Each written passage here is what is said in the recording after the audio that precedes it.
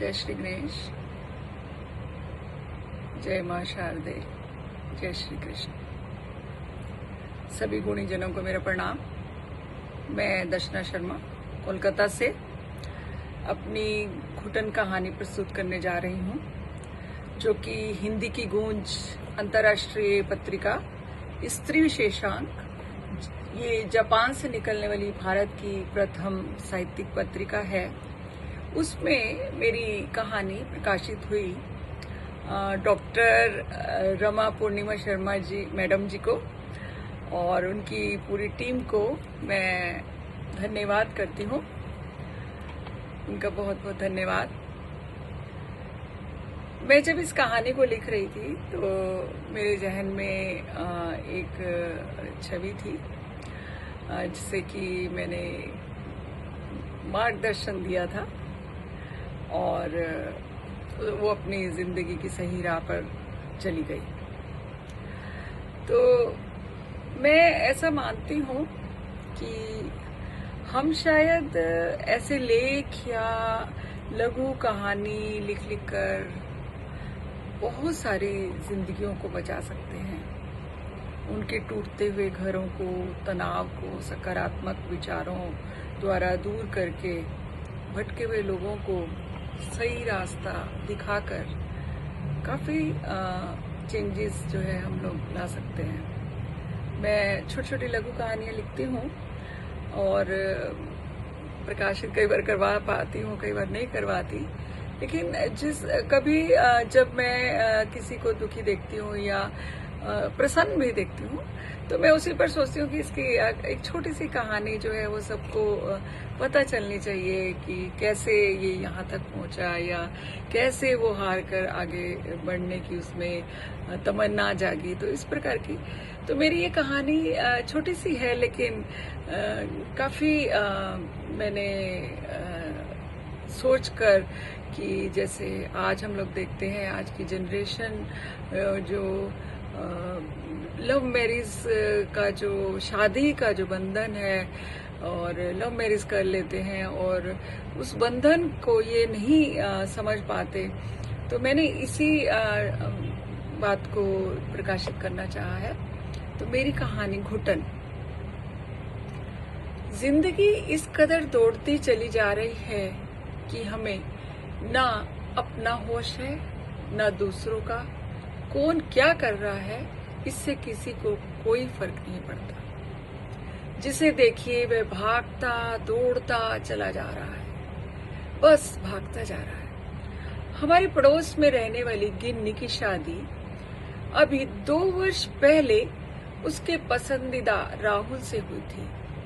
आज अचानक ही लिफ्ट में मुझे वह मिली और उसने मुझे जो कहा मैं आप लोगों के समक्ष रख रही हूँ। गिन्नी: हाय आंटी, आप कैसे हैं? मैं: हाय, अरे आप कब आए? गिन्नी: परसों आई थी आंटी। मैंने पूछा, राहुल भी आए हैं? गिन्नी: नहीं, मैं अकेली ही आई हूँ। आपको मिलने शाम को घर आती हूँ। नीरू को भी वहां मिल लूंगी और अंकल को भी दिल्ली से मिठाई लाई हूँ। मैंने कहा, ओके, ऑलवेज वेलकम। शाम को 6 बजे के करीब गिन्नी अपनी मम्मी के साथ हमारे घर आ गई और नीरू और अपने अंकल से मिलकर अपने सब ससुराल की बातें बताने लगी। मैं चाय नाश्ता देने में व्यस्त थी और उसकी मम्मी बहुत उदास नजर आ रही थी। मैंने पूछ लिया, भाभी जी सब ठीक है? भाभी जी, जो कि एक हाउसवाइफ थी, रविवार को ही कभी कभी मेरी उनसे बातचीत होती थी क्योंकि मैं हमेशा व्यस्त रहती थी, मुझसे लिपट कर रोने लगी। मैं हतप्रत होकर उन्हें देखने लगी कि ऐसा क्या हो गया। भाभी, गिन्नी हमेशा के लिए आ गई है, उन्होंने कहा। ससुराल छोड़कर राहुल के साथ नहीं रहना चाहती। मैंने पूछा, क्या क्या क्यों, ऐसा क्या हुआ? भाभी: नहीं, बताती कुछ भी, बस कहती है मुझे घुटन हो रही थी मम्मी। मैंने पूछा घुटन? घुटन मतलब क्या? मैंने गिन्नी को अपने कमरे में बुलाया और उसे ऐसे ही पूछा क्योंकि किसी के व्यक्तिगत जीवन में मुझे जाना उचित नहीं लगा। मैंने पूछा कि राहुल कब आएंगे गिन्नी? तो वह मुस्कुराकर कहने लगी, राहुल अब कभी नहीं आएगा। मैंने उसको टाटा बाय बाय बोल दिया है। आंटी, मुझे वहां घुटन हो रही थी क्योंकि हर बात में वह लोग रोक टोक लगाते थे। कहीं जाओ उसकी मम्मी से पूछो, बाजार जाओ उस कहाँ जा रहे हो, कहाँ से आ रहे हो, क्यों इतना देर कर रहे हो, सुबह इतने बजे उठो, पूजा करो, नाश्ता सबके साथ बैठकर खाओ, सबके साथ बैठकर दिन भर की चर्चा करो। राहुल तो बस अपनी मम्मी के पल्लू से बंद कर ही रहता है और सब समय अपने परिवार के साथ ही खुश है। मेरी कोई उसे परवाह ही नहीं। उसकी आंखों में आंसू आ चुके थे जिन्हें वो छिपाने की कोशिश कर रही थी।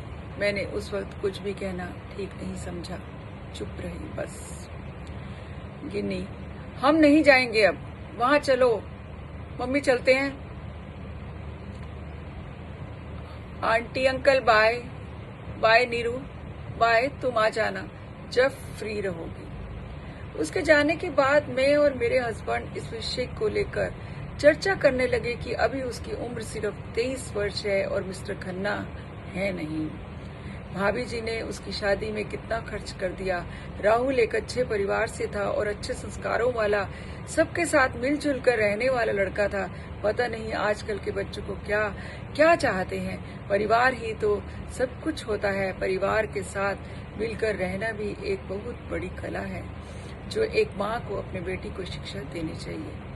मैं सोच रही थी कि जिसे इसने घुटन कहा वही तो बंधन होता है। परिवार ऐसे ही बनते हैं। अपने आप को बदलकर ससुराल में सामंजस्य स्थापित करना पड़ता है। मैंने गिन्नी को फोन लगाया। गिन्नी ने उत्तर दिया, हेलो आंटी, बोलिए। मैंने कहा, बेटा देखो, 2 बातें आपको बोलना चाहती हूँ। अभी आप मैच्योर नहीं हो जो इतना बड़ा फैसला स्वयं ले सको। जो कारण आपने बताए वो सब कोई मायने नहीं रखते। आप राहुल के साथ मिलकर सुलझा सकती हैं। और दूसरी बात यह है कि भाभी जी आपके यहाँ आने से बहुत परेशान हो गए हैं। अभी शिखा की जिम्मेदारी भी उन पर है। घर की परिस्थितियों से अवगत हो आप। कोई ऐसा कदम मत उठाओ जिससे आपको उम्र भर घुटन महसूस होती रहे और आपकी मम्मी को भी आपको नाखुश देखकर। गिन्नी ने बोला, ओके आंटी। उसके रोने की आवाज सुनकर मुझे भी बुरा लगा। मैंने अपनी बेटी समझकर समझा तो दिया, लेकिन उस पर अमल करना उससे था। अगले दिन सुबह डोरबेल बजी। मैं अपने ऑफिस की तैयारी में व्यस्त थी तो गेट खोलती हूँ तो उनकी काम वाली आशा हाथ में एक लिफाफा लेकर बोली, बेबी यह आपके लिए देकर गई थी।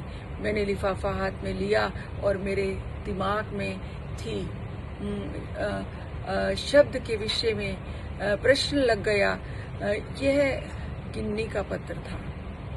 आंटी नमस्ते, मैं मॉर्निंग फ्लाइट से जा रही हूँ क्योंकि आपने मेरे भविष्य की तस्वीर मुझे दिखा दी। मैं मम्मी को कोई भी कष्ट नहीं देना चाहती। मेरा परिवार बहुत अच्छा है। मैं भी कोशिश करूंगी उनके साथ घुल मिल कर रह सकूं और राहुल तो बहुत ही अच्छे हैं। धन्यवाद, आपने मुझे मेरे जीने की राह दिखा दी। भावुक होकर मैंने पत्र पढ़कर सुख की सांस ली कि एक घर टूटने से बच गया। गाड़ी में बैठकर मैं सोच रही थी कि केवल 2 इंसान ही नहीं टूटते, पूरे परिवार के लोग टूट जाते हैं। पूरी जिंदगी सब घुटन में जीते हैं। थोड़ी सी नासमझी के कारण सबको पछतावा होता है। इसलिए हमें यह महसूस करना चाहिए कि यदि हम बिखरते हुए रिश्ते को समेट सकें तो हमारी बेटियां कहीं भी घुटन महसूस नहीं करेंगी। धन्यवाद। तो मैंने यही कहना चाहा है कि हम लोग जो है ऐसी पहल हम लोग सभी कर सकते हैं कि कुछ किसी को अच्छा मोटिवेट करके, अच्छी सलाह देकर, अपने बच्चे की तरह समझकर, अपनी बेटी की तरह समझकर, तो बहुत सारे जो है घर जो है टूटने से बच सकते हैं। धन्यवाद। नमस्कार।